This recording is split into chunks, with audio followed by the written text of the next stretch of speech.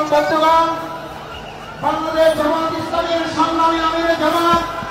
বিশ্ব ইসলামী আন্দোলনের